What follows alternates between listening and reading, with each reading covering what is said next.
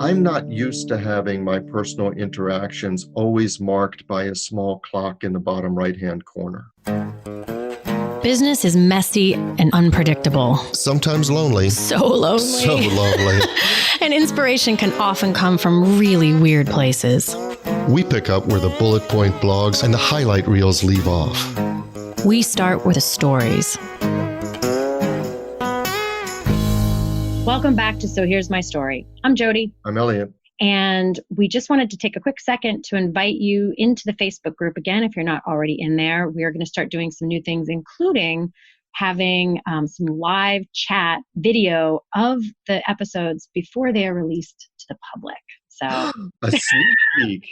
Sneak peek. It's a test. We'll see how it is. We thought it might be fun to actually be able to talk with you as we are going through the episode, because people say they talk to us while they listen. So now we can do it all together. We can chat. Okay. So we'll see how that goes. Okay. So here's my story.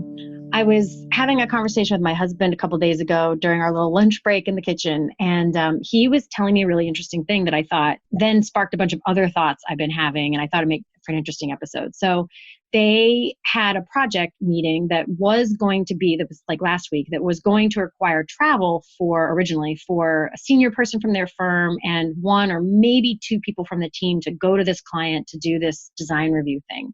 And as it turned out, because Zoom is an option and because the meeting was going to be held virtually, they decided, which makes perfect sense, that now the whole team could be there, and which seems like a neat perk. So now the whole team can sit in on this meeting. They can watch the decisions being made. Because as you know, if you're part of a decision, if you see how it unfolded, even if you're not really talking through it, then you have more internal GPS of how you got there and why certain things were an issue and how the process flowed. So it seemed like a fantastic idea. So if it weren't this quarantine situation, the whole team would not have traveled to this meeting. Never in a million years. That was not even a consideration, just because of cost and efficiency. And it's just never been how things are done. And in fact, they probably didn't need to be, but then that kind of gets to be the punchline of the story. So they went, and it's not that it was necessarily a bad thing per se. It certainly didn't hurt, but a couple things came out of it that I thought were interesting. One, I'm not sure it was the highest and best use of some of the people on the team. So they probably could have been contributing more by working on other things that didn't get worked on while they were in that 3-hour meeting. Secondly, in their case, they do everything lump sum. So, they have a fee for this project, and they're getting paid that fee regardless of how much they work on it. So in that 2 or 3 hours, instead of 2 or 3 people being in that meeting, 9 people were in that meeting. So if they did that all the time, that would add up really, really quickly. So that's also known. And at the end of the day, back sort of to the first point, they're I'm not sure that added value. I think between the things that weren't getting done otherwise and the potential to really blow the budget, it brought up this whole question of, and I have 9 other examples of just because you can doesn't mean you should. And with this whole video thing. And that makes perfect sense, because I think that people, and I've seen it in quite a few meetings that I've had in quarantine, that there's a mistake of prioritizing the means, how we're having this meeting, to what the best outcome of this meeting is. So if the best outcome is establishing a clear line of communication and clear takeaways as to who does what, still a one-on-one or a two-on-one type of meeting is much more efficient. But now we can realize that, because of the how, because of the technology, we can bring in 9 people. Mm-hmm. It becomes a town hall, but the lines of communication, at least in my world and my examples, the lines of communication are muddled, and you get a lot of extraneous conversations, or it's harder to stick to an agenda. Yep. And the meeting itself becomes a lot less efficient. Yeah. And so I made a little list to go through just of the things where I see that none of these are bad or good. It's not a judgment call. I just think every single one of them deserves that quick pause to say, is this the best way to do it? Just because we can doesn't mean we should. I mean, for some of these things, one drag I've been having is it feels like so much of what we do now requires typing that didn't require that before for some reason. Every response requires all this typing, and it's just, I feel like I'm bogged down on being able to answer things. But there's this difference between just hopping on a quick phone call, it doesn't, we're all sort of accidentally switching to Zoom. We're like, well, let's have a Zoom call. Well, do you need a Zoom call? Like maybe it's actually much faster to just hop on a regular phone call. So that's one distinction. Wait, before you leave that, I will say that I've also noticed kind of this weird thing that happens where I'll get invited to Zoom or Skype calls. And let's say like I have one in a couple hours, and there's going to be about 7 or 8 people on this call. But I will guarantee you and I'll tune in because it's a Skype invitation. So I'll click on Skype, I'll click on activate my video and activate my microphone. And it's just really to go over a contract. It's nothing. It's not an initial consultation. I know these people well. It's not like there's something missing if I'm not there. But out of these 7 or 8 people, probably 4 are going to just have their headshots up as opposed to their video. Yeah. And so only maybe 2 people are live on video when you don't have to, because all they really see is you kind of staring at the screen and looking over the contract. Right. But then I feel. I feel liberated if I stop my video, but is somebody judging that I stop my video because it's a Skype call when I wouldn't be on video anyway? It would just be a phone call. Yeah. And you brought up one other important there. I mean, I do think one differentiating point is there any requirement for a shared visual? Because if there is, then the video, is helpful. Yes. If it's much faster to go through a thing because we can all be looking line by line and typing it in. That certainly helps in any kind of collaborative kind of thing. I've used a lot of like Google Docs lately where we can all be in there and we can all be like checking off which things are the highest priority so we can sort them. And, so there is a lot of value in those moments. That would be a nightmare to try and do on a call. Like it would just Oh, absolutely. So there's some things that really need to be that way. I will say there's been an interesting distinction, although Teams is making a switch on this, between Teams calls and Zoom calls, whereas Teams used to, you could only see 4 people in a Microsoft Teams call, the 4 most recent talkers. Well, in my world where I'm trying to facilitate groups of people, I need to be able to see everybody's faces. So for me, that doesn't work. I'm like, even if I have to scroll through like 2 pages to see everybody's faces, it's still better than like you have no way of seeing other people. And that's kind of scary for me. But and that has come up in a couple other, I have a client who is very Microsoft based, but they've also gotten a Zoom account because when they're having to do sales calls for these like large pitches to companies for these platform things, and they need to be able to see everybody's faces to watch them in that sales process. So that's another dividing line. But here's an interesting one that I've noticed. It's not so much just because we should, but it's just another thing to notice. So many things could now just be done ploop in a Zoom meeting. So like social things, like tonight I have a karaoke party with friends that I'm attending. Last night, the seminar that my kid's school was planning to put on by this expert neuroscientist who comes in and talks about all these things for kids learning and emotions and stuff. They went ahead and had it, but it was as a Zoom meeting. All sorts of network. I've seen people now plopping up like, come to my networking happy hour on Zoom, whatever. Those things can be done on Zoom. And maybe it's fine if you're just looking at that individual decision of, can this be done on Zoom? But what I'm noticing, and I'm curious if you are, is now that all my options for all my things that are outside of this house, other than going for a hike, if I'm going to connect and have a live experience with anyone outside of this house for anything, it requires sitting in this chair, staring at this computer. And that is the way that so to me, those experiences have all just started, there's no texture to the different, like one is like going and chatting with somebody, then listening to a live lecture, then having some chats and then going to my car versus going to a networking event that has more texture to it. When everything feels the same, I have found myself saying no to things that I would have gone to live because it just feels like one more thing I'm sitting here and doing. So I think we should lower the expectation that like just because it can be done virtually doesn't mean people are going to want to do one more thing that feels just like everything they did all day today. No, that's true. And I really do like a lot of the people who are reaching out and emphasizing connection. There's such a value there. Absolutely. But I think the word that you used, which is texture, I think that's really important because I only get 1/10 out of those those conversations that I would normally get if we were just meeting over coffee at Panera or Mhm. something like that. And I'm not sure, maybe texture is the right word, because I'm not sure why. Yeah, I mean, it's not like I'm longing to hop in my car and drive to Panera and have Panera coffee and a Panera bagel and sit in a Panera booth. Like that's not my desire that I'm No, out on. no, it's not like that's it's either that or Disney. So it's not like those two are equivalent, but at the same time, I'm, almost, you're like imprisoned in this chair, and by the arms of your chair and the desk, you're in this little pod, and that's the only time you get that kind of connection. You Mhm. can't move around, you can't, so there is something where I just got an email literally as we're recording, which means that Tom's going to have to see if he can dim out the chime that comes across my computer for it. But somebody's saying, hey, can we get together for another Zoom call this week? I miss you guys. It's just a group of speakers, and there are about 10 of us, and we get together. And I do like the conversations, but I like it a lot more when we're in a room or over, in a restaurant, and there's, you're ordering this, and somebody's getting this drink, and you're talking about the food you're getting served. There's a whole sensory experience there that Mhm. becomes so constricted and focused on just what's in front of you in a 15-inch, 17-inch screen, Yeah. that the dimming of the senses That part.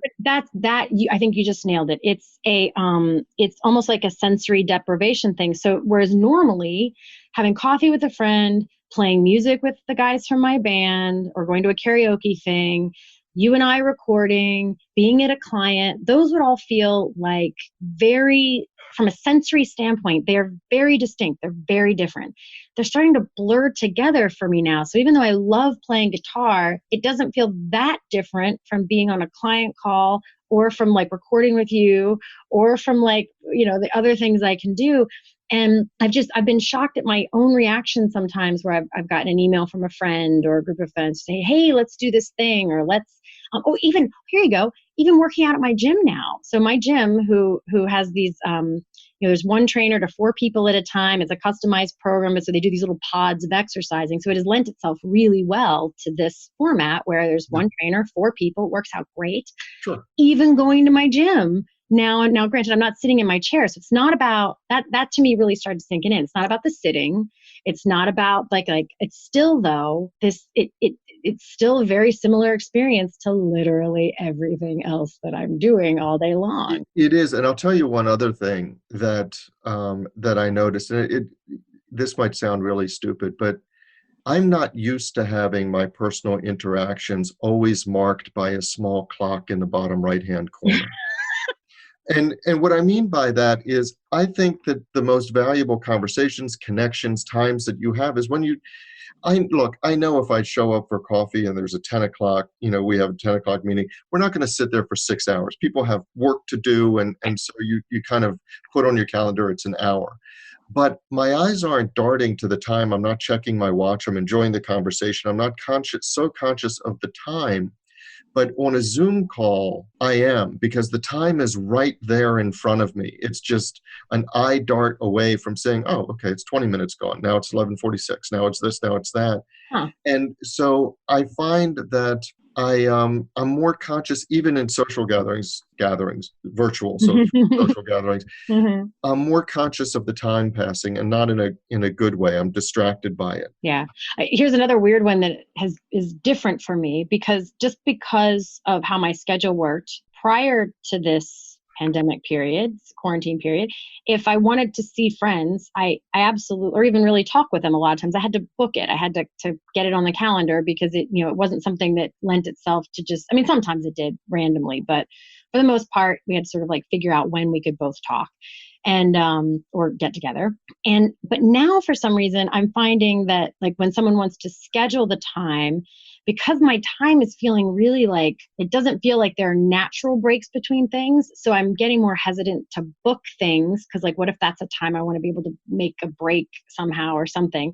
I'm just wishing that instead of, especially for social catch up things, I'm, instead of saying, oh, let's find some time, I'm either just calling the person, or I just reply back, yeah, call me anytime. Just, if I can't answer, I won't answer, but I'm feeling resistant to like, and maybe it's to create a tiny bit of a texture difference. Instead of this being one more thing, I book on my calendar and then click a link. And I probably what I'm feeling is like my need for some variety, and there's not enough variety. And so it's all just like blurring together. And so. Well, I think we talked about that a little bit in our last episode, that everything that there's, at least in my world, there are markedly fewer unplanned interactions. Yes. Yes. And even if it's just saying, "Oh, I wanted to tell you this," or, "Oh, I'm glad we ran into each other because I was thinking about you the other day." There's no "I'm glad I ran into you." There's no, No. and you can still have small talk, but you have an agenda because we're getting together on a Zoom call at 11, and we've got to accomplish whatever we need to accomplish between 11 and 12, and that's my serious voice. Why is that any different than when I would book to be at your office at 11 for us? I don't know. It's different, but it feels different. It does. It feels different. And part of that, when you talk about texture, part of that is what happens when you come into my office. You sit down, we're in my office, we chat for a little. We actually have to physically move, go into the studio, turn on the mics, get everything situated. I mean, there's a break. Yeah. And we say, okay, now we're getting down to recording. But before that, it's just not. It's just done. Well, I wonder, and I'm sure this exists. I've never looked this up. I'm sure I'm not the first person to think about this. I have to wonder that there is our physical experience of, because as you described that, I thought of the physicality of that. I come in, I sit at your office. I mean, then there was a moment where we're like, okay, now we get up, we walk, we sit. That it's like the muscle memory aspect. Not that there's muscle memory involved in those things, but that's kind of what I'm hinting at, that kind of zone of how a thing feels when you have a kinetic experience of a thing versus if you remove that kinetic experience, some portions. In fact, interestingly, the parts that don't feel important, like we were joking about driving to Panera and going there, that doesn't feel important, but it does affect something. I'm still getting my gym workout, so that does change kinetically from me sitting here, but I don't drive there. I can play guitar, so I'm doing that, but if you take that out, it does somehow change the experience, I think. Yeah, it does. And, it was funny because I actually had to go into the office just recently, and it's just quiet, and it's the texture of the place is different when we go in the studio because we have those sound reduction panels and it's new construction, and the smell of it is different. There's I've referred to this before, but something called the Dictionary of Obscure Sorrows, and there's a word. That's what you were doing. I was like, what are you looking up? Yeah, there's a word called canopsia, and I wanted to make sure I got it right, but canopsia, which is the eeriness of places left behind. And but it's not just that. I don't want to restrict what you were saying just to that, but I do think that places have a feel to them, and routines have a feel to them, and the action and the muscle memory and the sensory memory has a feel to it, and all of that is flat. All of that is missing. All flat. And so what's fascinating to me is like, so it's all flat. So it all feels the same, but yet I can't ignore something you said a minute ago that's so important. There are no incidental run-ins with people, like, right? I mean, you don't just accidentally run into people. And so in order to see people, we have to be more intentional about it. You have to say like, oh, so that you don't drift off into me never, ever, ever seeing you again, I have to find a way. I have to contrive a way. It's like having date night, to make, we're like, well, we better do date night because we never go out. It feels kind of contrived, but it does feel important because or you have to make those choices about who am I going to go out of my way to make sure we have that connection. And where am I just going to have to like figure out how this works? But there was one other thing. Oh shoot, I lost my train of thought about dagnabbit. Well, I'll tell you just while you're thinking of it. What occurred to me with what you were saying is that a lot of the whimsical things in life had been lost. Yeah, maybe that's it. Like that sort of like little, I don't know, not fairy dust sparkly, but just like the little, it all feels so intentional. That's it. Everything has to be intentional. There's no accidental, magical running into people or. No, and I feel that in some of it now, I have ridiculous conversations with Nikki. That's why one of the reasons we get along so well. But I do feel it if we were restricted to how was your day, right. Right? Nikki's like, so how was your day? I was like, I was I was 15 feet away Right, right, like right. 9 hours, Yeah. and I know that it's just a natural question. And I do have phone calls and stuff like that, but it's like there's just a flatness to that conversation. Yeah. Yeah. No, it's like, and it's so funny because it's not like I walked around in the world like randomly running into people all day long. That's not it. But what's missing, I think, is kind of the wonderment of like you're walking along and you see an interesting thing that makes you think of a thing, so you look it up on Google, or like, oh, look at that shirt in that window, I'm gonna pop in there and see if I like that. There's just this like all these little like nuances of and so it just feels like I don't feel like we have some grand recommendation here. I just think it's important to notice these things, because what I end up seeing is we all feel the impact or the outcome or the ripple effect of these new things.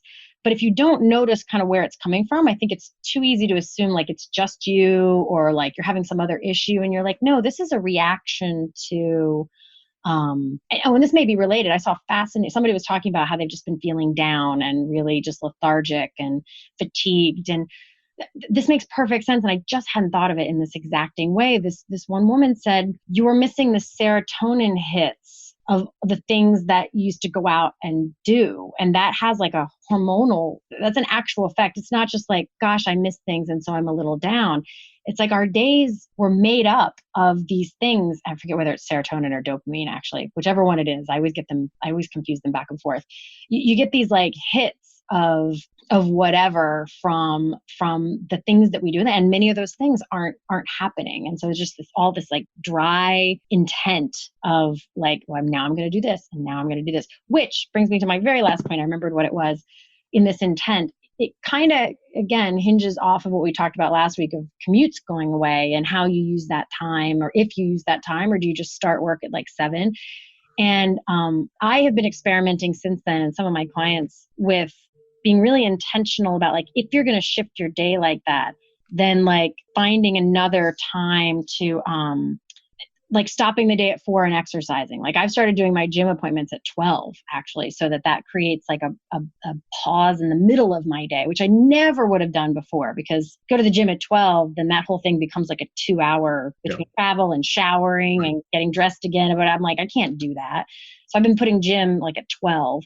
I've also been stopping it like randomly throughout the day, especially if I feel myself getting a little wheel spinny or tired. Like sometimes I take a really short little nap. Sometimes I play the guitar, like finding ways to put that, because I have a couple clients who are going from like 8 a.m. to 6 p.m. sitting at their desk, staring at their screen, and then wondering why they feel fried.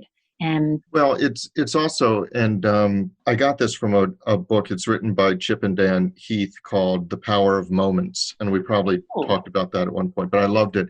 But one of the things, it's been a while since I read it, but one of the things that I recall from it is that they talk about how people say that time starts to speed up as you get older. Time just starts to we speed up. did talk about this. Yeah. Where did the year go? Where did the whatever?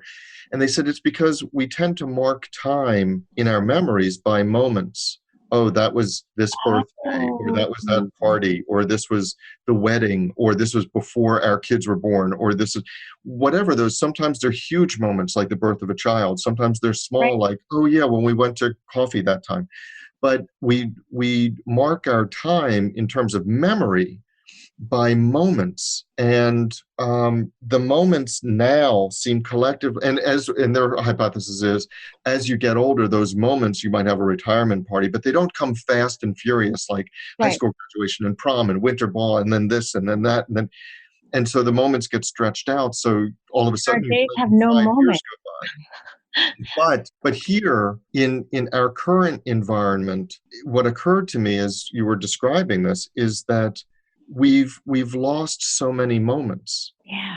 Yeah. And even the things that could feel like moments, Yes. because they're jammed into the same sort of like conduit as everything else, lose their distinction. Like for me, playing guitar with my friends, or like going to one of these karaoke parties. I love these folks who get together. I laugh like I don't laugh anywhere else. It is just this like fantastic feeling that I get, and I will enjoy myself like crazy tonight. But at the end of the day, it's going to feel very much like you and I sitting here talking, or my client that I have right after this, because it all gets put into the same shaped container for you to have that experience. Right, because what happens is after you finish this interaction, whether it's this, whether it's with a client, whether it's your karaoke, at some point you just kind of move the cursor over and you hit X or you hit that little phone hang up icon and you're done and you're back in the same place. There's no transition. So sometimes the big moments, like, we had a wedding that we were going to go to was canceled, obviously, and then a bar mitzvah that we were going to go to was canceled. But sometimes it's just the small things. But you said earlier that we don't have any recommendations, and maybe not, other than the observation that it's the moments that are an antidote to a lot of the personal fatigue and the mental fatigue. And maybe there's a way to, if you identify that, well, it's like there's a way to start creating them. Well, it's like what would create moments, because last thought on this, I know we got to wrap up here, but as you were talking, when I said we all get shoved into the same container, it's kind of like, remember the, what are they called? The viewfinder? Thank you. It was Viewmaster, Viewfinder. Viewmaster. Just a little slide in and you can be like, I'm in Paris, I'm in Rome, I'm in whatever. So that almost captures sort of what this feels like. Like, yes, you get this vista of being in Paris and then you click the thing and like, now I'm in Rome. That is lifetimes away from like being in Paris and then being in Rome. You're missing out all the sort of things. And while we don't, if we keep with that metaphor, we don't have the option of, we literally don't have the option of going to Paris or Rome right now. But, this interim version sort of feels like, all right, so if I'm going to be in Paris, like, maybe I have a baguette. I don't know, like I'm making up like stupid things. Right, but there is something to add texture to it. But and I know we have to wrap up. I also wanted it's our show. We can go as long as we want. I also wanted to point out that what I think it sounded like just now on to a listener was you said, "What is that thing?" And I went, "Viewfinder." Now, you have to understand that we're looking at each other. So Jody actually made the image with her fingers and clicking it. So, which, to my point, is all the reason that you should go to our website and click the button to get into the Facebook page. Because when we do this, you will get to see the Jody making the Viewmaster sign. You will also get to see the face I was making at Elliot when I didn't know he was looking up the thing. And I'm like, what are you looking at over the top? Am I boring you, or do you have other things to do? Yeah. Well, I normally apologize to people because I have a big monitor over this laptop because that's the way the desk is configured. So people just see me looking over them like I'm staring at, I don't know, a cloud formation. No, I was like, is there a spider on the wall? What's happening? Yeah. Anyway, meanwhile, if we were in our studio and you were looking something up on your phone, I know what that kinetic body language looks like. Oh, he's looking something up very quickly. And so I just, perfect example. All right, we will see you in the Facebook group, hopefully. And otherwise, we'll see you next week. And scene. So that's our story. But the discussion doesn't have to end here. No, it does not. In fact, we don't want it to. No, we don't. That is why we actually have our private Facebook group, which we started to make sure that we could get your comments, your rants, your thoughts, your stories. You can find links to that group as well as show notes and links to subscribe via email and how to find us just about anywhere you can possibly find podcasts at sohere'smystory.com. And you can also find us on Facebook and Twitter at SHMS Podcast. And since we know it takes a village. Yes, it does. We'd like to thank our village, our super talented, incredibly patient team. And occasionally snarky team. Yeah, but in the best of ways. In the best of ways. Snarky. Yes. Good mockery. So a huge shout out to the people who actually help us produce our show. First, our sound engineer, Tom Hansen. Thanks to Christy Schmier for our brilliant show notes and all the other fantastic writing she does for us. And to Taylor Mathauer for doing just a little bit of everything. Including wrangling us. Which is no small feat. No, it's not. This is Jody Hume. And I'm Elliot Wagenheim. And you've been listening to So Here's My Story.